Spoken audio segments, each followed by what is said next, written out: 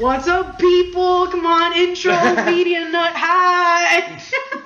You can start the intro if you want. I don't know how to start. Go ahead. I don't know how to start. Oh, however you want. 3, 2, 1. Yo, what is up, guys? That's what you say.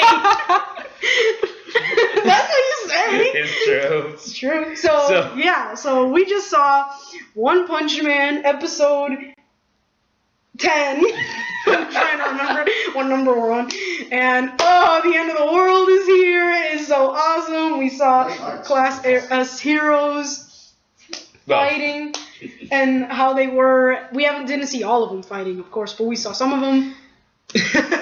And go. No, you're doing a great job. I am. Okay, go. But no, I mean, like she said, this is definitely a build-up episode. Mm-hmm. Definitely. Right then and there, you can kind of tell, okay, this is building up to something. I remember that you told me that we're close to the end. Like, the last 3 episodes are, like, all connected. So because of that, you get the feeling that it's a build-up episode. Even if you didn't know, you feel it. The entire story of the episode is mainly, okay, right now, SillyTama and Genos are training with Silver Fang, aka Bang. Yeah. He's trying to bang him into shape. No! Bang took them, and then there was like a guy who came in going, hey, all Class S heroes must report to the building because there's like a catastrophe going on or something. So then Silver Fang and Genos bring SillyTama with them to the building, and we see that they meet up with all the Class S heroes, including one in particular, which is Tornado. Mm-hmm. That's her name, right? Yeah, Terrible Tornado. Terrible Tornado. Terrible indeed. And she's quite the character. Very. I like the fact that she's a good combination of bratty but comical. Like, you see that she has... If you really think about it, besides SillyTama, and even SillyTama doesn't really do that much, but besides SillyTama, she's the one who actually acts like an actual silly anime character. Like, she does the anime eyes and the teeth and the little sweat drop and just the animation with her. She seems like the typical bratty anime girl. Like, when it comes to shows, people are not fans of the bratty character. But I don't know, there's something about the show that me personally, I liked her. I think it's because of the fact that when she first meets SillyTama, she treats him, you know, like everyone else does treat him. Like, she treats him badly. It's like, oh, you're a lower level. You can't clearly be up to our ranking. And a lot of the other Class S heroes treat him that way too. But for me, I think the reason why I liked her character is because of her silliness, combined with the fact that we, as the audience, know what SillyTama's real power is. So because of that, me personally, I feel like I just laugh a bit because she's being so silly, combined with the fact that she really doesn't know what he can do. But at the same time, I like the fact that she is powerful. Yeah. She isn't like the typical characters like the Tank Top brothers, who are clearly weaker, but they treat SillyTama badly, and then we just bam. No, I actually feel, especially because she has the power of psychic abilities, I feel like she could actually give him a good fight. SillyTama. The reason being is because SillyTama always needs to be near you to punch you. One Punch Man, he needs to be near. So imagine that. What if he just can't get near her? Unless we've seen him do that wind punch thing that destroyed the entire canyon versus his fight with Genos. So he could do that. But I'm just saying that I like the idea that I like her confidence, I guess. But at the same time, she is the brat. Absolutely. And after that, we see that the reason why all the Class S heroes are put together, which, by the way, I love the design of every Class S hero. They're all so unique. All the creative heroes, and then we see the return of some of them. Like, obviously, we see Terrible Tornado again. But we also get to see PuriPuriNut. PuriPuriNut. I blink. Yeah, and he was so fabulous in this one as well. Oh yeah, and he learned from the Sea King. Remember, the Sea King told him every hit in your combo must be delivered with the intent to kill. And he did that. And he did exactly that. He's like, you know what? I learned from he changed the name of the move too, if I remember. It was like Black Angel something. Yeah, Death Angel or Dark Angel. And it was great. I mean, yeah, I guess... This is coming from a guy who's straight, though. He had to get, like, all naked stuff. But, you know. You enjoyed that, admit it. Oh, yeah, definitely. I dream of PuriPuri every day. No! Comment, fanfic, stop it. No, we're not mentioning. Start the fanfics right now. Start it right now. SillyTama X Zadie. The fan. Media Nut. No. SillyTama X SillyDrifloon. Then PuriPuriNut X Media No, that is so wrong. Internet, stop. Don't let me see what you're doing. No.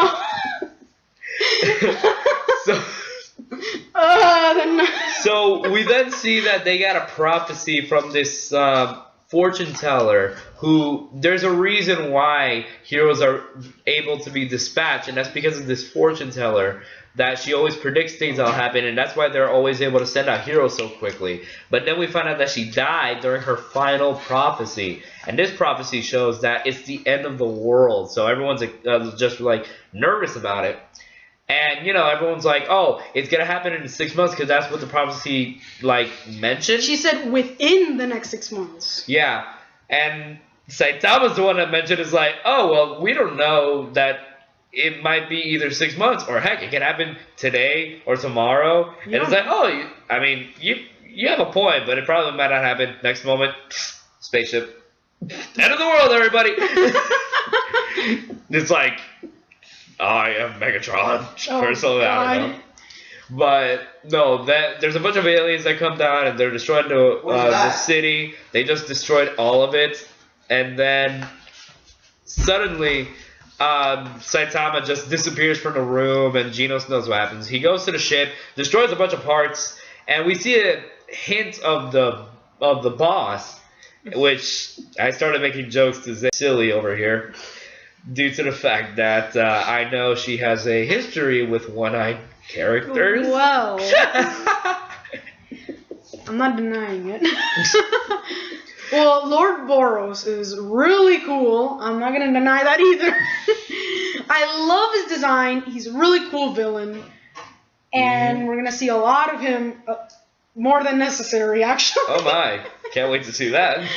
So then we see that all the Class S heroes are getting ready to fight the aliens while SillyTama's already on the ship destroying it. And pretty much that's where the episode kind of ends. Yeah, and...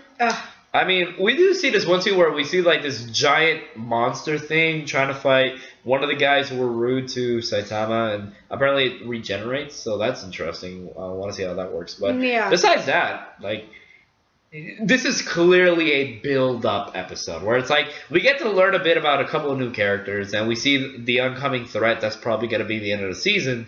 But at the same time, it's like it's very obvious that this episode is for build-up, which isn't bad. It's not bad at all. It's cool. It's just that we know now that there's something to expect next. Yep. But yeah, anything you want to say? Any comments of, I don't know, what did you think of the characters or some of the, whatever the plot? Well, I already said that I love all the designs of the characters, and that's something I really appreciate about this show. You know how typically anime just make like the background characters like a bunch of gray little men or whatever, and then it's like the main characters are the only ones that are colored or something, or like they're poorly drawn, or they all have the same hair or something. Yeah. It's like with this show, every character, even the background characters, are designed uniquely. Yeah, and they're all different. They're all different. The throwaway villains that die instantly all have creative designs too. Yeah. There's not a character that you go, man, that guy is like, no, everyone is appealing. Everyone's eye-catching. Yeah, like, it's kind of like what I said in one of our first videos for this, that it's like, you learn to really get into these characters even if they are throwaway characters, which again is something I wish other animes could have done, but this is doing really well because they're all unique, they all have great designs, they all have interesting stories. Absolutely. So I'm excited to see what happens. We're almost there, guys. Just 2 more episodes, and then we're gonna punch. I don't know. We're gonna show. Alright, so here's actually a pretty good question, mainly because I actually do remember I asked a similar question before in an earlier video, but I figured I'll ask it in this one. If you guys saw my Loot Crate video, I asked you, what was your favorite invasion movie? So because this is an alien invasion, here's kind of like similar question, I guess, but it's like, what is your favorite alien invasion, or just any kind of invasion scene from a movie? So it doesn't have to be a movie, it could just be a scene if you want. Yeah. That works. Do you have another one, just in case? No, give that's... Give him a double? Alien makes sense. Invasions. This is Alien. Anyway. Yeah. Alright, so comment below and subscribe. Make sure to like, comment, and subscribe. And make sure to check out Zadie's channel and also all her social medias. They'll be all down in the links below. And hope you guys enjoyed. And we will catch you guys later. See ya.